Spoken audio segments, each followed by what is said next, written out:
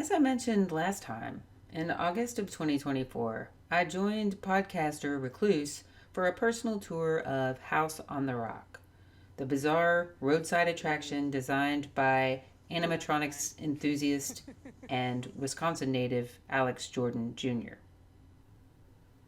House on the Rock is only 6 miles down the road from Frank Lloyd Wright's Taliesin East.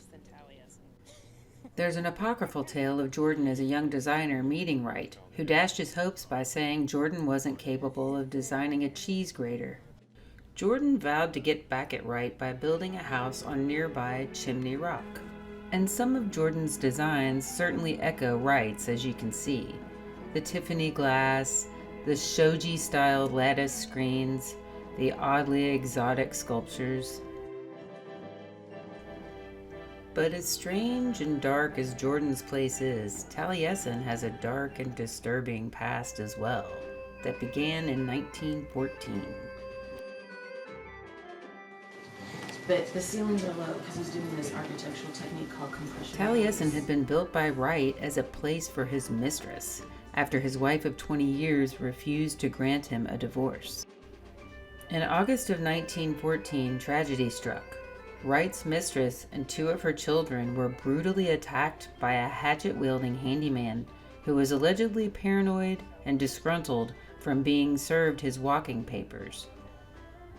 And if that wasn't bad enough, Julian, the handyman, poured gasoline all over one of the kitchen dining areas and set it alight, then attempted to trap several of Wright's associates inside. All in all, 7 people died in the attack. Wright was in Chicago at the time and returned devastated. He plowed through his grief, though, and rebuilt the residential area by the end of 1914.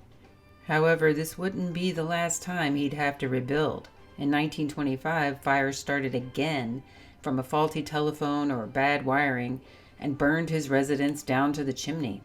Wright wrote in his memoirs, "But Taliesin lived wherever I stood.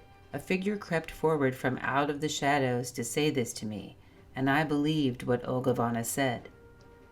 Olga Vanna, his third and final wife, was quite the esoteric character herself. She was a practitioner of sacred dance and a devotee of G.I. Gurdjieff. So what about this name Taliesin? It's the name of a 6th century Brittonic bard who sang songs and told tales to at least 3 courts in medieval times. This fits with the fact that Wright's parents emigrated from Wales in the 1840s. Is there a connection between Wright's Welsh background and his use of local stone in his designs? His design phrase, "bringing the outside in," seems to correspond to that. Taliesin also means shining brow in Welsh, which could refer to the way the house is situated on the hill overlooking the Wyoming Valley. Wright's mother's family emigrated with a plan to establish a little bit of Wales in the U.S. They wanted to find a place in America where they could be free, start a branch of the Unitarian Church, and continue to speak Welsh. They were eventually Americanized, but their sense of the unconventional stuck with them. The family used the motto, "Y Gwir yn erbyn y byd," or "the truth against the world." Does Wright's Welsh influence have anything to do with the nearness of his buildings to various falls, mounds, and stones, as I've touched upon in previous videos? Like in my Niagara Falls video, where I point out the short distances between his houses and Niagara Falls, and not too much further up the river, a burial mound attributed to the Hopewell culture. And we know the Welsh were famous for their mounds, cairns, and tumuli. It's hard to deny just how ahead of his time Wright was as far as design is concerned. These houses hold up so well today that it's astonishing they were built in the early 1900s. On a recent trip to Frankfort, Kentucky, I stumbled upon the Ziegler House, the only house in Kentucky designed by Wright.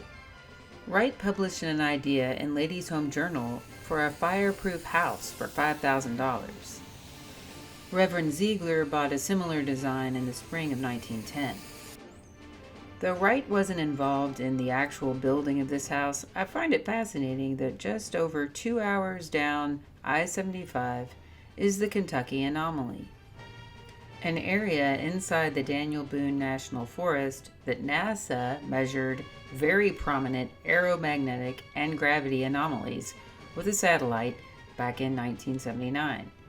You should check out the Pennyroyal podcast for a deep dive into that. Plus, the Cumberland Falls are down there, too. What's the significance? Well, as Pee Wee Herman would say, I don't know. But I'm inclined to believe it has something to do with ley lines, energy vortices, and magnetic currents. Wright's style is practically synonymous with mid-century mod, yet he was most prolific in the first half of the 20th century. And though he certainly was an architectural wizard, no definitive evidence points to occult practice. But still, I wonder.